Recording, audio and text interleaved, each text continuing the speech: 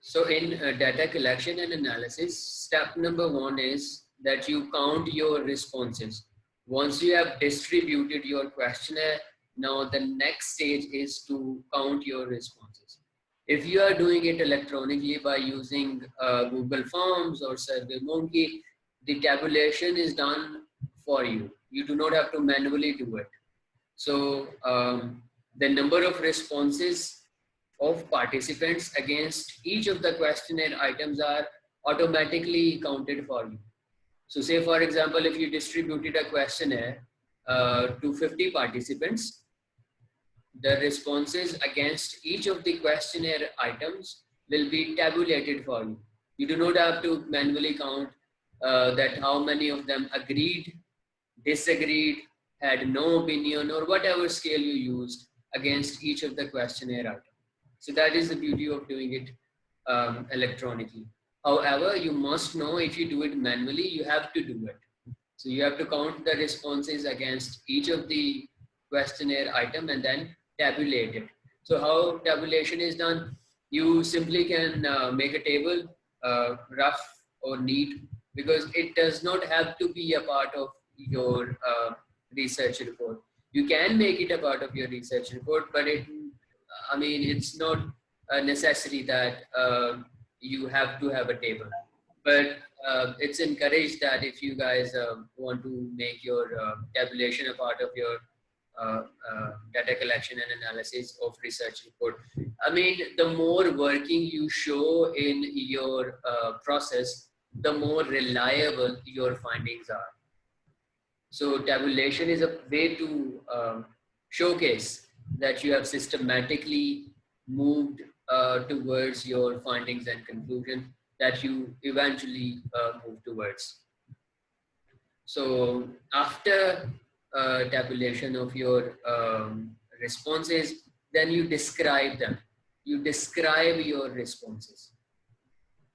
You describe that how many of them have responded in favor or against or whatever option you had provided them. So what are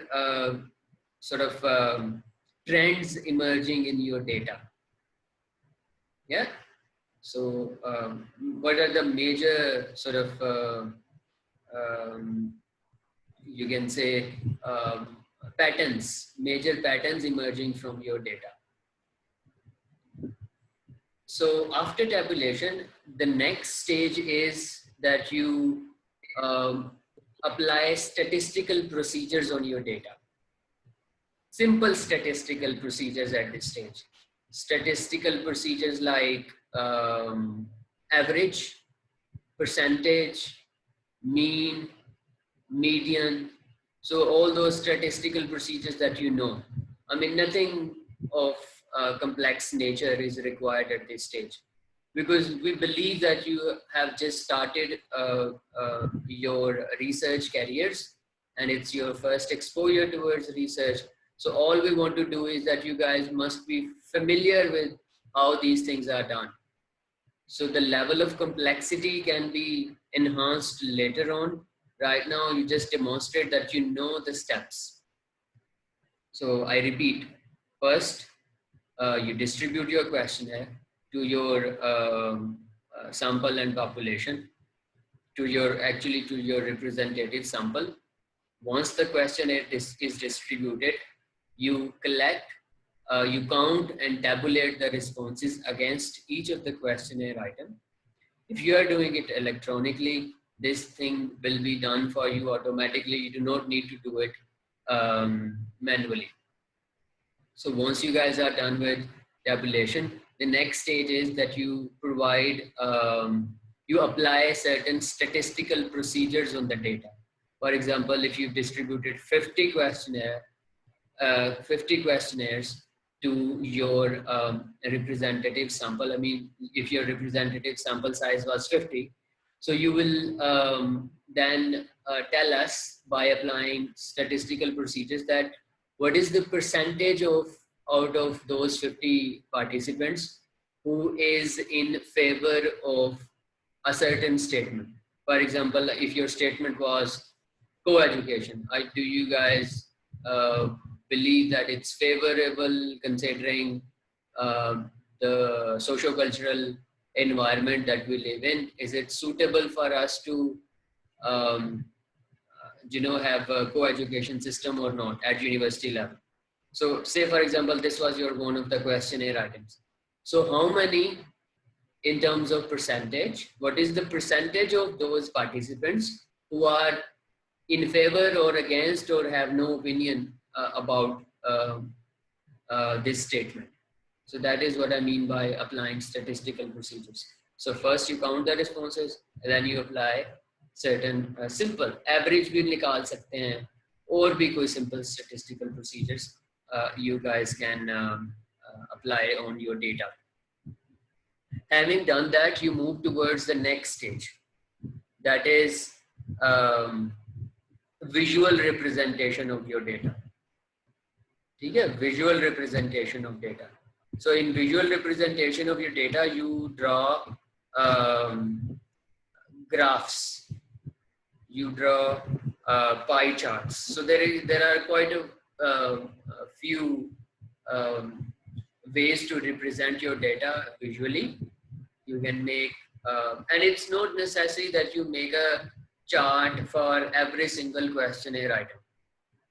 It's basically for the major question types where you have to represent significant trend in your data. So you can use, or even you can draw a combined graph of 2-3 questions if they are addressing similar theme. So for some you can make pie charts, for some you can make line graph, you can make, so all you need to, basically the idea here is that you demonstrate your skills that you can draw or you can visually represent your data. ठीक है जी? So once you've done that, the next stage is you describe through words what are the emerging trends in your data. So first of all, you count and tabulate, then you apply statistical procedures, and then you make visual representation of your data, and at the end you use words and expressions to elaborate your emerging trends. So the data that is now in an analyzed form. So what is your analysis? So basically you write your analysis now. I hope you guys are familiar with how to interpret graphs. So school colleges में भी आप लोगों ने इनको किया होगा, वो एक graph देते हैं फिर उसको कहते हैं इसको describe करें. So this is that stage that, और वो graph आप ही ने बनाया और आप ही उसको interpret कर रहे हैं. So this is what all we do in data collection and analysis. Okay, so just a quick recap. First, we collect data, we tabulate it, we apply statistical procedures. After applying statistical procedures, we give visual representation to our data by drawing graphs and charts and pie charts. And then at the end, we develop a discourse.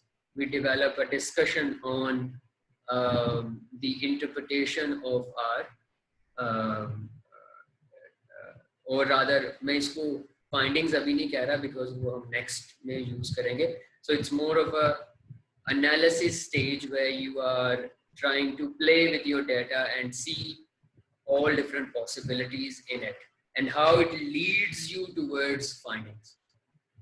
ठीक है? चलो.